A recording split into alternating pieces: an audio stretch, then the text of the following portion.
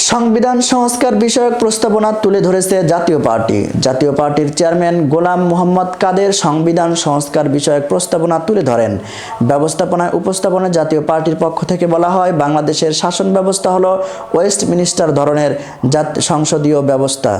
বাংলাদেশের শাসন ব্যবস্থা হলো ওয়েস্টমিনিস্টার ধরনের সংসদীয় সরকার ব্যবস্থা। এই ব্যবস্থায় দেশ পরিচালনা সংসদ প্রধান ভূমিকা পালন করে। রাষ্ট্রের সমস্ত সিদ্ধান্ত জনগণের দ্বারা নির্বাচিত প্রতিনিধিদের দ্বারা পুঙ্খানুপুঙ্খ বিবেচনার পরে সংসদের মাধ্যমে নেওয়া হয়।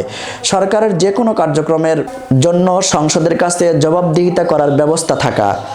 বাংলাদেশের সংসদীয় গণতন্ত্র ব্যবস্থা চালুর প্রথম থেকেই সংবিধান ও কার্যপ্রণালীর বিধির খসড়া যেভাবে তৈরি করা হয়েছিল, কিন্তু সেক্ষেত্রেও প্রথম থেকেই প্রধানমন্ত্রী বা সরকারের প্রধান নির্বাহীকে সংসদের উপর সম্পূর্ণ নিয়ন্ত্রণ রাখার ক্ষমতা দেওয়া হয়েছিল। এছাড়া সংসদের সকল সিদ্ধান্ত সাধারণত সংখ্যাগরিষ্ঠ ভোটের উপর ভিত্তি করে নেওয়া হয়।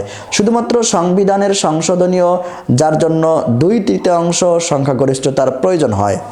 সুতরাং সংবিধানের ৭০ অনুচ্ছেদ প্রধানমন্ত্রীকে একতরফাভাবে যে কোনো সিদ্ধান্ত গ্রহণের এবং সংসদে তা পাশ করানোর ক্ষমতা দেয়।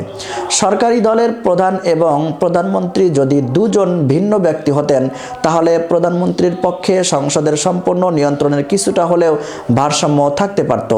ঐতিহ্যগতভাবে এটি কখনো ঘটেনি। এখন পর্যন্ত যখনই সুযোগ আসে, দলীয় প্রধানরাই প্রধানমন্ত্রীর পদ গ্রহণ করেন। সেই প্রেক্ষাপটে সংবিধান সংস্কারের জন্য প্রথম সুপারিশ হলো সরকারি দলের প্রধান এবং প্রধানমন্ত্রী একই ব্যক্তি না হওয়ার ব্যবস্থা সংবিধানে সংযোজিত করা বলে উল্লেখ করা হয় জাতীয় পার্টির পক্ষ থেকে।